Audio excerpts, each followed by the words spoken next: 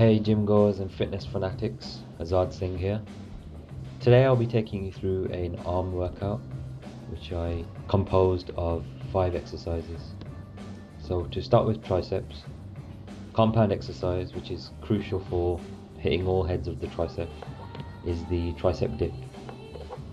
You can do this exercise with your feet on the floor. To raise the difficulty you can do it with the feet on a bench.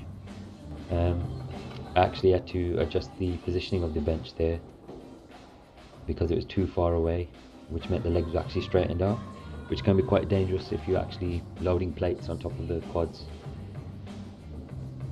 In terms of difficulty, that exercise can be made harder by adding weights. The ideal place would be to add weights on the laps. So the second exercise, which is an isolation move, is the sitting dumbbell extension overhead.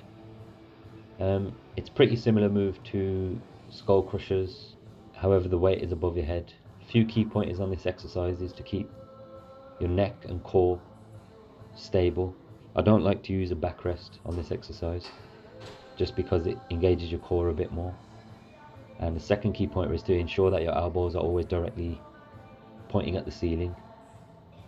Sometimes you see a lot of people shifting their arms quite a lot in this move because they can't handle the weight.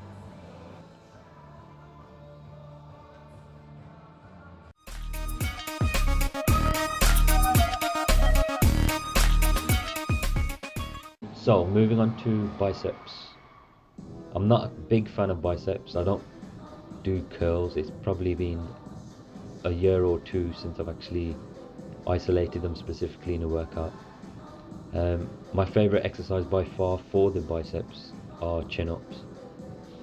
Even though they engage a lot of upper back muscles as well, I find that holding them at the top really squeezes the biceps.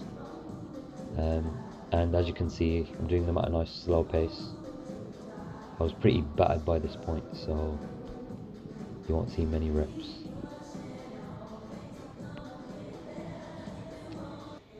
Another move which I pretty much just came up with one day is a dumbbell curl, but instead of holding it the conventional way, you hold it from the ends, as you will see in one moment when I turn around.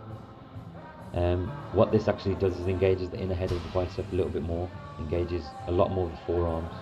I just found it to be more of a functional exercise and a better exercise that I could actually feel as well. So another key pointer, don't move your back and keep it nice and strict.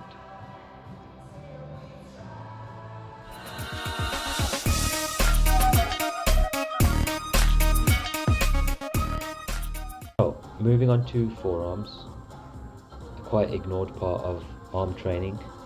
For all people who deadlift and lift heavy weights, Olympic lifters, you'll know how essential forearm training is. This exercise is called the plate hold. It's made up of holding small plates together, and essentially it's grip training, but it's great for the forearms. I'd recommend you all give it a try. By the time your muscles fail, the plates will just drop, hence why I was on my knees, just to make it safe. This exercise can be also done with heavy dumbbells. A key pointer is just to make sure you're sitting down so that when you fail, the dumbbell won't land on your feet. So I skipped it around a minute later, as you saw that transition. I didn't want to show you the whole minute. And just from another angle so you can see the vascularity in the arms. All of the forearms are engaged, the shoulders, the traps, they're all engaged.